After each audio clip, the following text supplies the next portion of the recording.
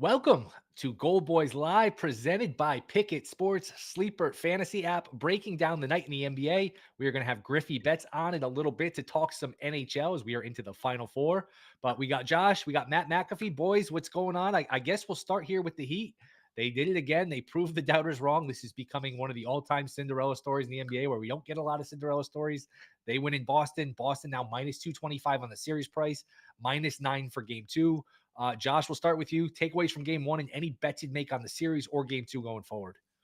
Yeah, for the Eastern Conference one, I already took a little bit of Miami at plus 400 before game one, just because it was the best. It was the best number for any of these teams to win a series, and I did think they were going to win game one. I took them to cover. It kind of went a way that I thought it might. I knew they were going to have to weather a storm at some point from the seas, which came pretty early. And especially in that second quarter, and then they did weather it, and they looked really, really good down the stretch as Jimmy Butler continues to instill confidence in his guys.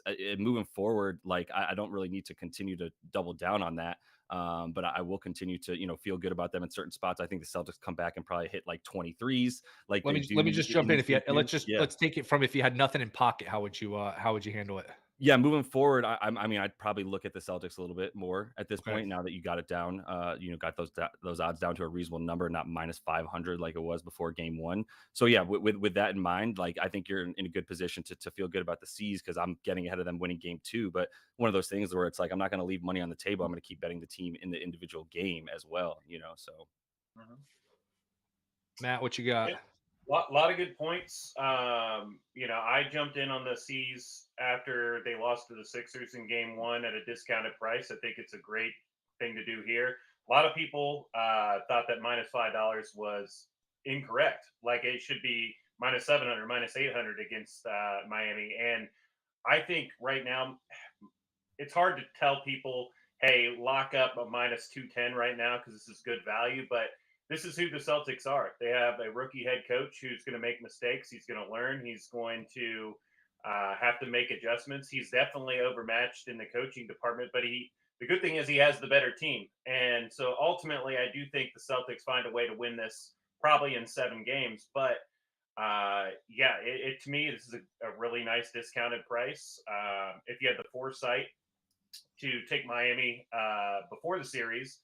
I know you asked if you don't have anything in pocket, what do you do? So this is kind of out the window. But yeah, grab the Heat plus 400, come back, get Boston -210. Boom, you're already done. Try to figure out how to profit on the West. But yeah, I do think the Celtics will ultimately win. -200, -210, stuff like that. I mean, it's hard to tell somebody to hey, for the next 10, 15 days, jump in on this -210. But I do think they ultimately come through. Or if you want to alternatively do it, you could play them in a exacta over Denver. Because I think Denver probably take care of business tonight. But if you're of the persuasion that you think LA can do it, then go ahead and take the Celtics over LA, and you're going to have a better price right now than you will at any other time. Because if they once they even it back up, the numbers they're gone. Right. Yeah. Would you look to juice your profit there and either and you can go to either of you? Would you if you think the Celtics are going to win, you said in 7, would you try to get a correct series score? Celtics in 7 plus 230. Is it not worth it? Just think, hey, I'm confident they're going to win. They could do it in 6. What are your thoughts on playing a correct series score here? yeah, no, I like it. I think Yeah. it goes 7. I don't think the Celtics. I think they're shaky at best right now, and that's why I felt good with the number at 4-1 for the Heat to just win this thing outright. I wish I had the balls to just bet the money line in game one. I kept talking about it. I just took the 7 points because whatever, and I felt comfortable about it the whole game. But yeah, I would say that this thing goes 7, right, Matt? Like I don't see a world in where the Celtics are not head cases with a really mediocre first year head coach right now. Yeah, that series exacta price is nice. So what is them to win it in 6? Let's see here. It Yeah. is Right in front of me. plus Series spread. 370. Yeah. Plus 370. So maybe just split your bet there versus doing the series price. That makes more sense. So, yeah, if you have the conviction that the Celtics will do it, which I do, but hey, again, if you're back in Miami right now, you're loving life because no matter the books don't believe it, and that maybe that's a little bit because they've taken so much Celtics money, especially after the Bucks got dropped. They may just be like, hey, we'll take any Heat dollars we can to try to offset this liability on Boston. But I look at Boston and I do think they're eventually going to wear down Miami.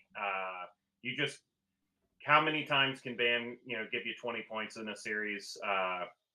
We just got a goal in Turkey and Batshuayi. Sorry guys, that was my first bet of the day. So I got my early Turkish soccer sweat out of the way with a 10-minute cash. So, but yeah, no, I do like it. I think there's good ways to attack the series game to game too. Yeah, I was going to ask you, game 2, would you lay the 9 here? Would you? I mean, we know the trend. You steal game 1 on the road, you get blown out in game 2. It's like a 21-2 trend, which I don't want to step in front of. It feels like Miami's a little different because they're tough mentally. They're not going to just punt a game. They were in the situation twice, and they played tough against the Knicks without Butler. They did or didn't cover, depending on where you got the number. Milwaukee did blow them out. What do you guys think about game 2 here? 8.5, 9.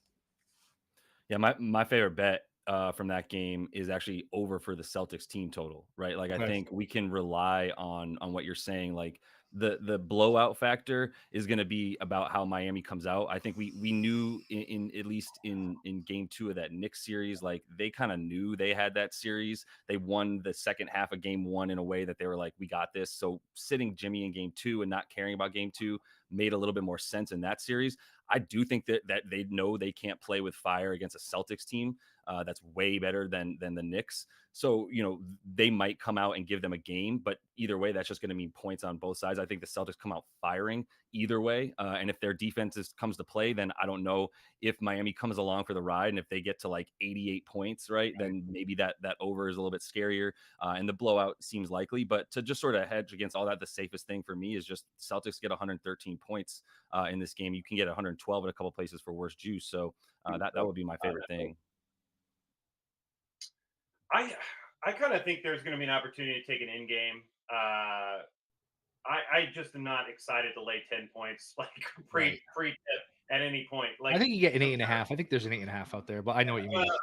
I'm rounding it up. Like, just maybe Miami comes and evens the game up in the second quarter or third quarter, and then you just come in on the Celtics here at a discounted price.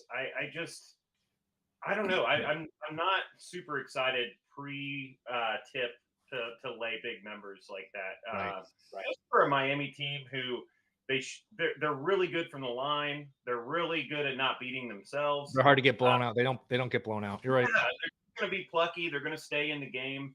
So I think at some point the Celtics do eventually win this game and maybe put it away. But like, I would be shocked if we're looking at a 10, 15 point lead in the third quarter. I think we're looking at a game that will be competitive at least till that point, and then you can come in at a much more reasonable price. I respect the hell out of Spo and Jimmy and Bam. They're going to hold them in this game. Yeah. One thing you have to look at, I don't know if any of us have mentioned it, 16-31 from 3 from Miami. They shot incredible from the mid-range. 17 of 26 in the third quarter. So there is a little bit, like, I know we're all high on Miami, rightfully so. If you've bet against them, you've been proven wrong so many times. You can only beat your head up against the wall so many times. But there is an unsustainability, I think, to the way they shot the ball last night. And you can see them coming out cold. Boston's hitting threes. Crowds going crazy. I mean, here's the thing. I'm conditioned to it. We've seen this movie so many times where you lose game 1 at home and you just absolutely steamroll the team in game 2. That's just not a trend I can step in front of. So yeah, I didn't lay it. I would have to lay it though, if anything.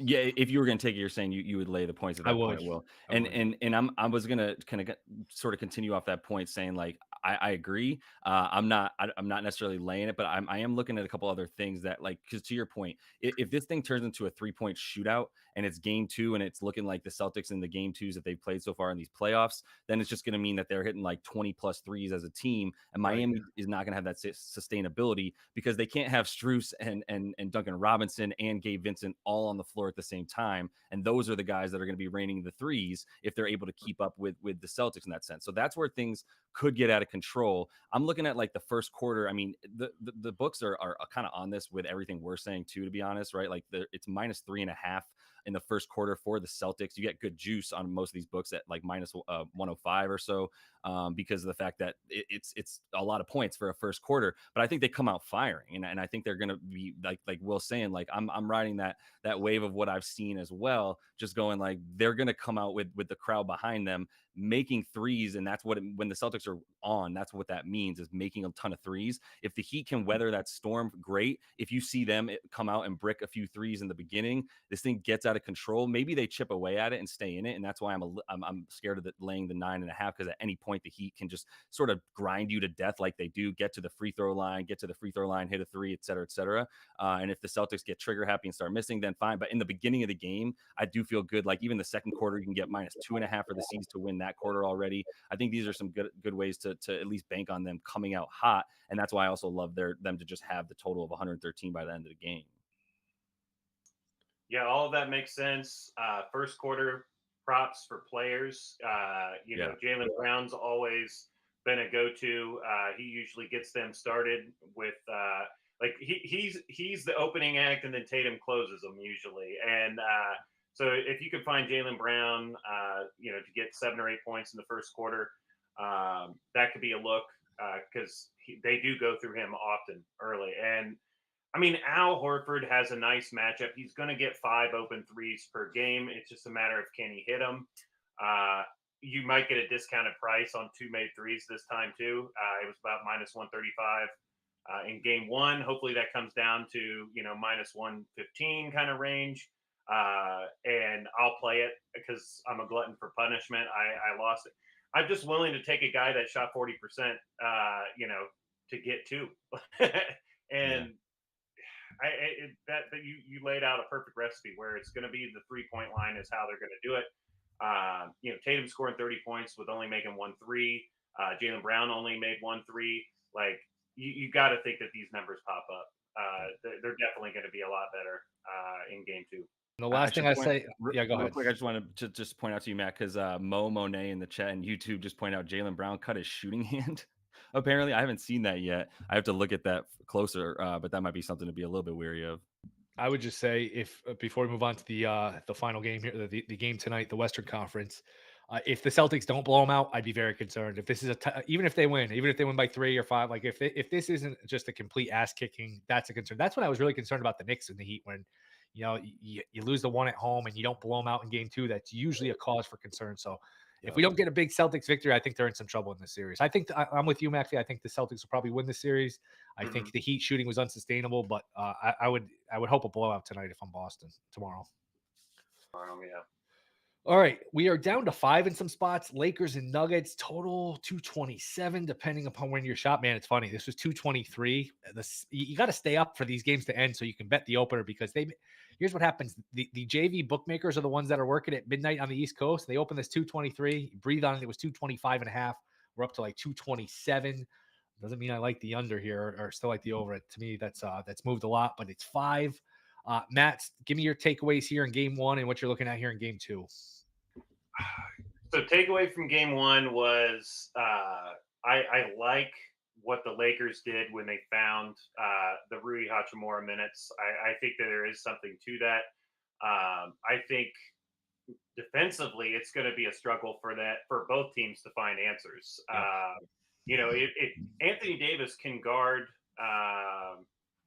Jokic, but you need Anthony Davis to score. The Lakers' recipe for success might be Davis to score 30, 35 points. And I mean, he gave you 40 and they still lost. So he's never going to be that guy that can give you like that consistent effort, but I do think they need it out of him. So part of me wants to go right back to Davis on points. I thought what was it, 23 and a half on the first game. It's up to like 24 and a half now. I think, you can go into Davis points and be pretty comfortable, because I just don't think the Nuggets match up well with him. His blocks too, over 2.5 plus money. If they put Hachimura on Jokic at times, which allowed Davis to kind of roam and try to get some blocks, I think that's a potential good look as well. But I mean, how do they slow down Jokic? I mean, it's just going to be continue. Either they double and he finds the open man, Or do the Lakers, what do they think? They're just going to let him score 35, 40 points every game? I would lean towards, it doesn't sound great, but I would lean towards that where, hey, you get whatever Yeah. you want. I'm not going to just leave everybody else open. If you want to just wear Oh, yourself out scoring every time, that's going to be the way to go.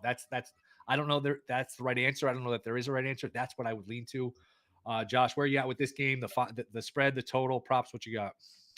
Yeah, man. I'm feeling really good about this series. I nailed a bunch of bets in game one. It's super profitable. Both series actually.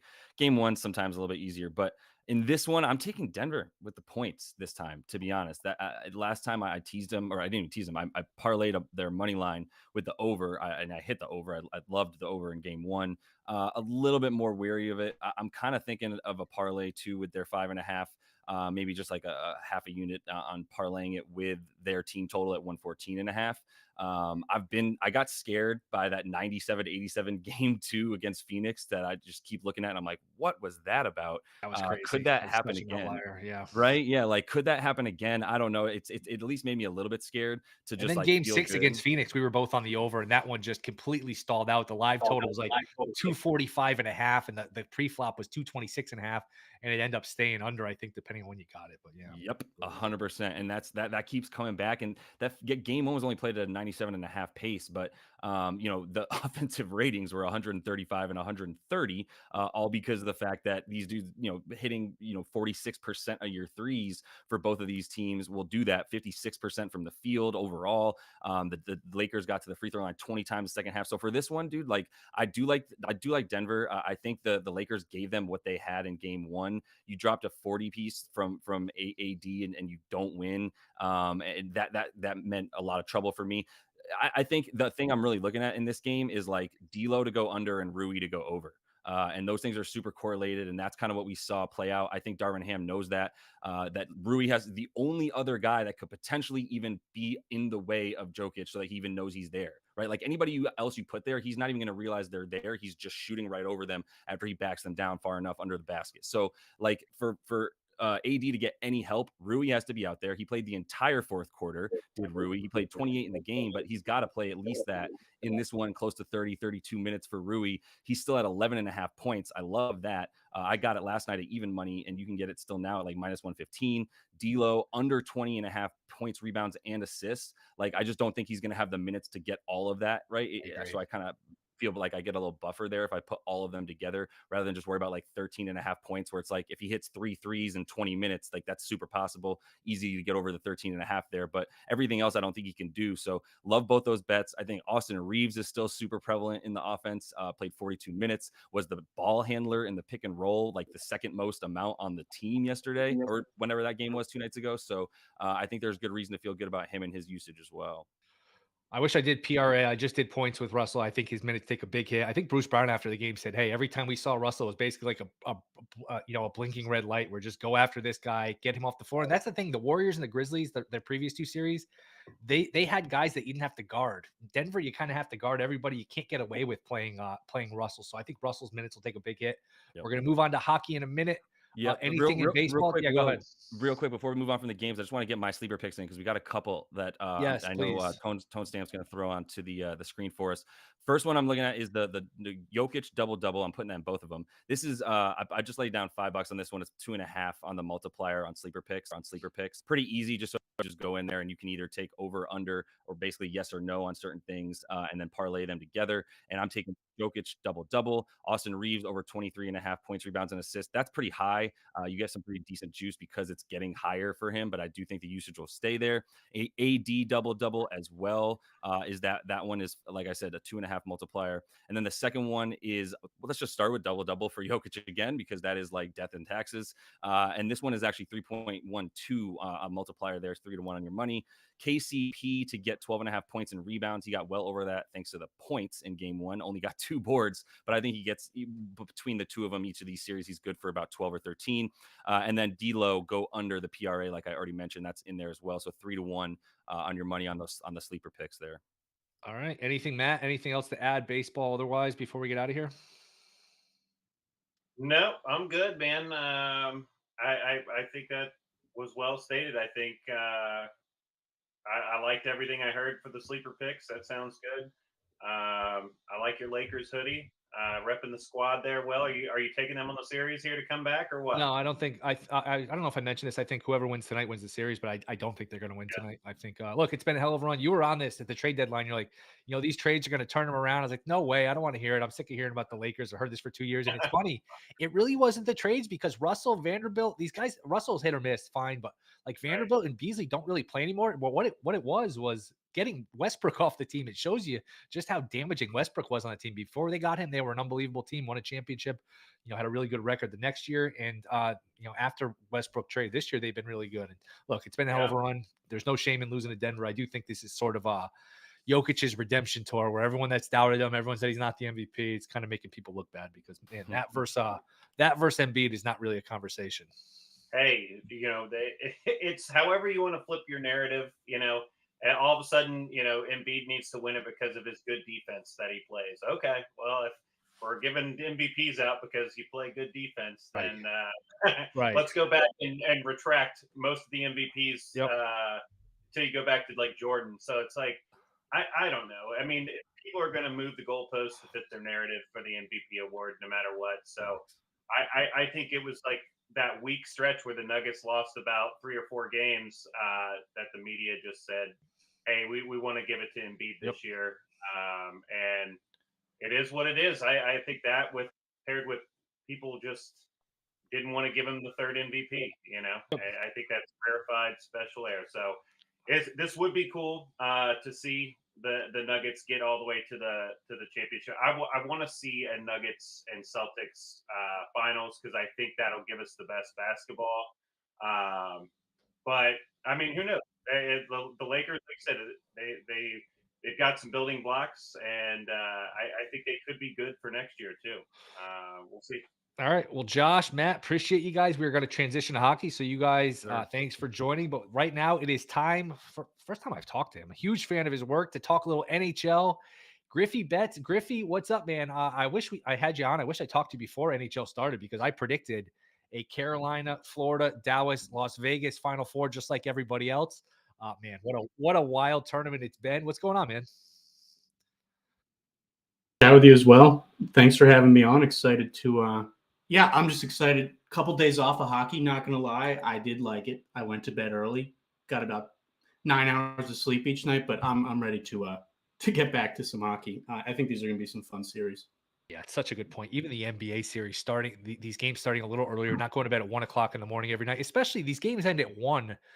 You can't just go to bed if you have action on them because you're either pissed off because you lost, you're excited because you won. You need like a half hour to sort of unwind. You toss and turn for a little bit. So you're just getting these games over 10, 11 o'clock is a reasonable thing. But these are fun series. Carolina like minus $1.35 on the series price. Vegas minus $1.35 or so on the series price. We'll start with the East. Carolina about that for game 1, minus 140. Total is 6. Any bets for this game or for this series, Florida and Carolina?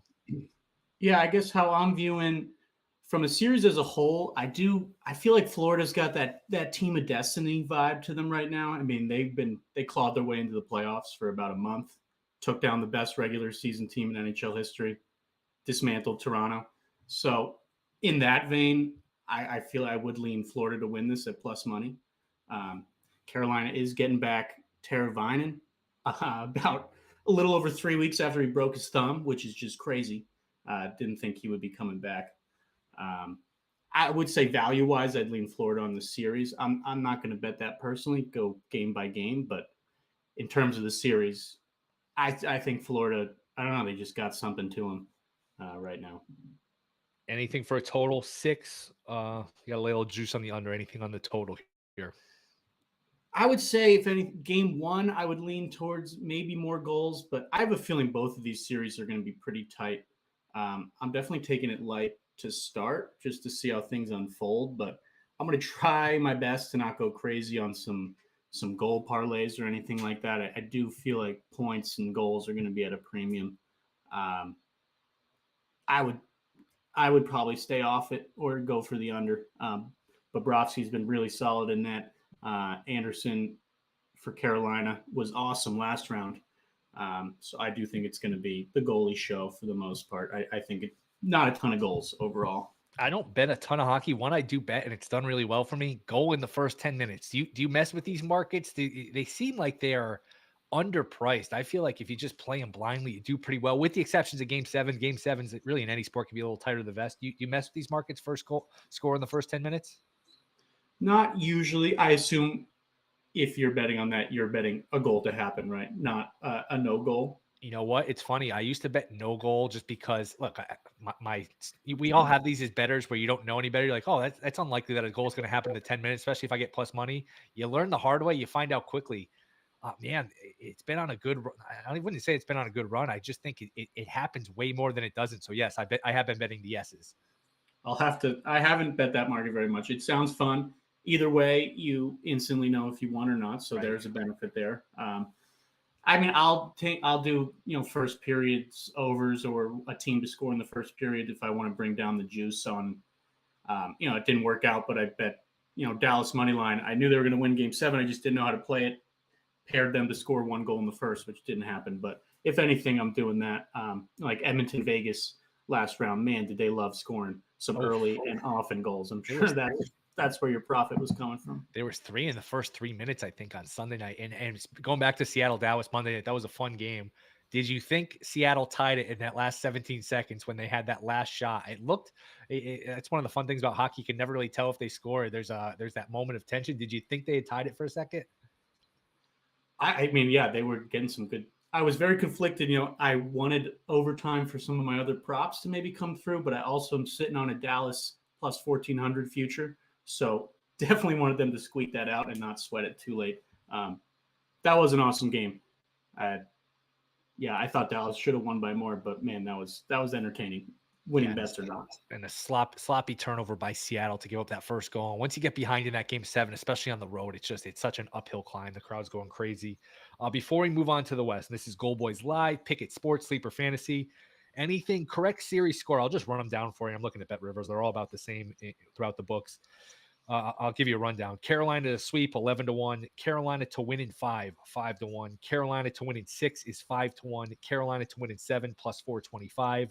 Panthers to sweep is 14-1. Panthers to win in 5 is plus 750. Panthers to win in 6 is plus 450. Panthers to win in 7 is plus 550. Any of those jump out to you? Anything catch your ear here? I feel like it would probably, I don't know, Florida in 6 or 7 to me. I don't know. I think Florida's going to win this. Okay. I think this first game is going to tell us a lot, obviously. Yeah. But I would bank both these series going 6 or 7 games. I feel more confident that the Dallas Vegas is going to go 7 than this one, but I would lean Florida in one of those combinations. If you take Florida in 7 plus 550 and you get to a Game 7, hey, you got plus 550 in your pocket. You can do a lot of things. You can hedge, you can not hedge, you can wait for something live. There's a lot of maneuverability if you're just looking for a little sweat. Plus you're going to kind of have action in all these games. You can just, it's something to give you a rooting interest for. Anything else on this series before we move on? Well, yeah, we could talk about tonight a little bit. Sure. I got a couple bets in for tonight. I'm trying to take it light, like I mentioned. I want to see how things unfold, especially with Teravainen back. I'm curious.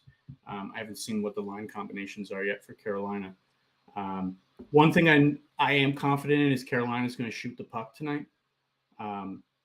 Florida is allowing about 39 shots per game on the road this postseason. And even if you throw out that 53-shot game Toronto had when it was desperation time, still averaging over 36 shots allowed on the road. They've hit that number in, I think, 6 or 7 road games. Carolina has shot the puck 36 times or more in 5 or 6 at home. So I'm expecting a lot of Carolina shots. I'm playing it in a couple ways. I wanted to play Bobrovsky saves. I think it's a fine number. It's 31.5. He's hit that in every road game he started. I pivoted to the Barstool market. I'm not sure if you've ever, instead of betting on a certain player to get shots, just bet on the total team number, which is set at 33.5. So that being just a 2-shot difference from Bobrovsky's saves, I pivoted there. I wrote an entire article pitching Bobrovsky, just waiting for the line. Line came out too high, so I had to tinker a little bit, but that's the direction I'm going, 33.5, which they've met 3 times. Carolina's hit that number in all 3.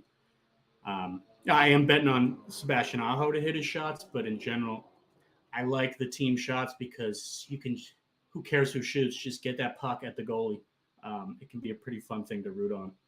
Not worry so much about a certain guy getting it or the amount of stat corrections that we get with a player getting a shot taken away, like at intermission, which is very frustrating. So I went with team shots. That's probably the play I'm most confident about tonight. All right. Anything else before we move on to the West? I do like Barkov on Florida. He's been picking it up lately and has had some really nice games against Carolina. I think he has 8 goals in his last 9 games against them, averaging over 4 shots on goal per game in that stretch. So I loaded up his shots on goal and goal tonight on the Florida end. All right. Tomorrow night, Dallas minus $1.20, total 5.5. Vegas is minus $1.20, hosting Dallas. Anything game one for the for game one here in the West? Yeah, game one wise, I would probably save if you like those goal parlays or the over. This feels like the more likely for game one. I think Marchessault and Hintz on Vegas and Dallas. I mean, those guys are scorching hot right now, and that's definitely where I'm looking to hitch my wagon. Whether it's Marchessault shots again, the guy absolute tear last round, and I actually sprinkled on him to win the Conn Smythe at plus 3,600. Kind of a hedge on my Dallas to win the Stanley Cup, but Marchessault's got 10 points, which is only 4 behind Eichel, and Eichel's plus 600 to win. So at plus 3,600, only 4 points behind. Guy was so involved. He scored 5 goals in the last 4 games of that series, so I'm kind of banking on him keeping the volume going. So he's definitely the one I got my eye on tomorrow. Tyler Seguin loves getting shots off against Vegas. He's plus money to go over 2.5. I think he's got 4, 5, 3, 6 in his last 4 against Vegas. I got to double check that, but just need 2.5 at plus money. Those are the ones I got my eye on. But I think points props and Dallas shot props to start look pretty nice. What was the Conn Smythe play you had? Marchessault at plus 3,600 on FanDuel. Wow, that's at 3,700. Jeez. Just a little sprinkle. I just found the discrepancy from him to Eichel. Yeah, because I'm seeing 36-1 on Bet River, so I'm gonna look at FanDuel now. Hopefully that didn't move. I'm gonna tell you on that one. You talked me into it. That was convincing enough for me. I do think there's like a narrative thing there. You know, Marchessault's been with Vegas since their inception. If he can keep turning it on and be that guy who's been there start to finish, if they're to win it all, I just have a feeling if he has around anything like what he just did to Edmonton, those odds they are not gonna be there in a week. I mean, plus you caught a great number if it's 17-1 on a legal book, and you're getting 36-1, which it still is at FanDuel. So go out and bet it now. I'm going to bet it right now. I'm locked in. We're in this one together. That's a hell of a pickup. So good call on that one. Anything for the series? It's tough. I mean, I got my Dallas again to win the Stanley Cup, so I'm already pretty invested there. You know, I think they can do it. I would say, series-wise, if Dallas loses, I'll be betting them to win the next game. Ottinger has not dropped 2 straight games yet this postseason. So that's just a trend-wise. If Vegas wins, I think it's going to be very back and forth. The series to go 6 or 7 games, I think, is both at plus 200. I think spreading out a bet across both of those, I have a really hard time seeing either team just dominate here and win in 5 or 4. All right, I'll give you the exact series score. We'll see if we can find one to have some fun with. Vegas to sweep doesn't sound like you think that'll happen, but that is 12-1. Vegas in 5 plus 525. Vegas in 6 also plus 525. Vegas in 7 plus 425. Dallas to sweep 13-1. Dallas in 5 7-1. Dallas in 6 plus 450. Dallas in 7 plus 550. Anything catch your eye? Yeah, give me Dallas in 7 there. They're going to win game 1. They're just going to go back and forth, ping pong around until Dallas takes it in game 7. All right, I'm going to just do something I'm going to regret here. I'm going to pull up these odds and let's see here, because you can parlay these at some of these books. Correct series score, which I don't advise at home, but you know what? It's the playoffs, and if you're going to give me 2 plus 550s, let's see if we can have some fun here. So you said Dallas in 7 plus 550? That would probably be my preference. All right. If you parlay Dallas in 7, Florida in 7, so both road teams in 7, you get 42-1 plus 41.25. How does that not happen? How does that not? How does that not hit? How does that not hit? Now that you say it, you kind of have to do it too. I can't just not do it because that's how it's been a long tradition on the show. We'll talk about it. Something, it's been in the NBA where these guys rest their starters and they end up covering. And we text these guys. We talk on the show. Oh, this team's plus 10. We should take them on the money line. It always hits when we talk about it and we don't bet it. So this is one, you know what? At 41-1, both these teams to win in 7. It gives you some skin in the game. I'm probably going to end up firing on that one. I think I am. Anything else, Conn Smythe, catch your eye? Yeah, I mean, I went through it the other day just to look at. Let me bring that up just so I have my notes handy. I kind of just, if you like a team to win, I kind of wrote, who I think might be the best bet. So, for the most part, if you're going to bet a future at this stage, I just think the value is better on Conn Smythe. Okay. Let's see. For Florida, I was torn between Matkafee at plus 750. He's got 16 points, and I just have a feeling Florida's going to win. They are going to have to force some high-scoring games, and he feels the most likely to just keep piling those. I could see Bobrovsky, but the only goalie I really liked was Frederik Andersen on Carolina at plus 900. His numbers have been awesome. What do I have here? I got him somewhere. He's allowing just 1.8 goals per game with a .931 save percentage, which is very in line. There's only 3 goalies have won this in the last 15 years. Tim Thomas, Jonathan Quick, and Vasilevsky. They've all had pretty similar numbers to what Anderson's got going right now. So if he can keep that up, shut down Florida, shut down whoever he meets, that would probably be my pick for Carolina.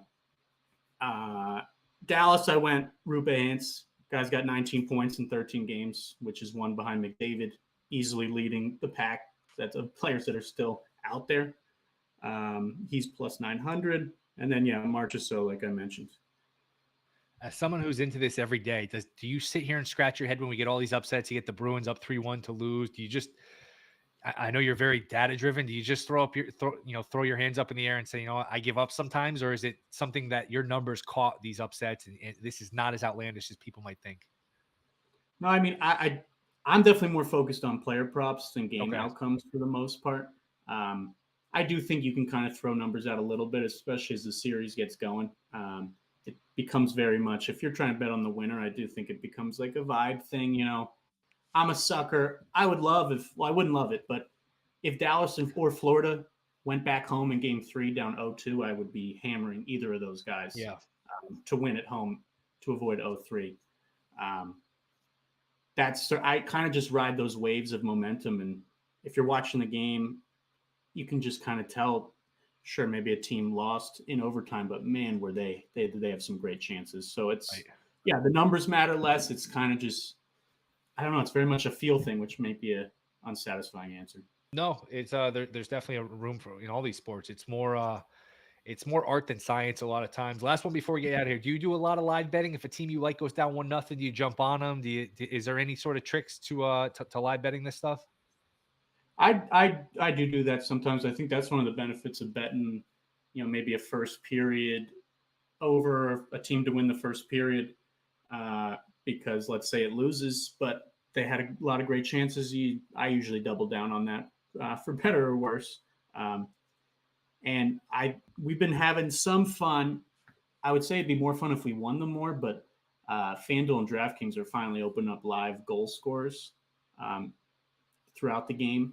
So as if you're watching it, sometimes you just see a guy that keeps ripping it and whether he hits the crossbar a couple times or just some great saves, or they're getting a lot of power plays and he's just in that ripper position.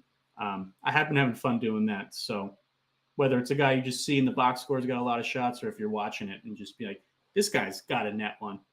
I've been having some fun doing that. All right. Well, GriffyBets, if you follow him, there's nobody better when it comes to hockey. So follow him, check out all his action. We will be, we gave out some plays that I'm tailing. Conn Smythe, and then you talked me into this 7-1, both teams to win in game 7, which we already basically cashed together. So that's going to be fun cashing that ticket. Griffy, you're the best man. This was a lot of fun. Hopefully we'll catch up and do this again soon. Yeah. Thanks, Will. All right, guys. Thank you for listening. Goldboys Live, Pickett Sports, Sleeper Fantasy. Good luck on all your plays. We'll have shows throughout the week. You'll be back next week. Until then, see you next time.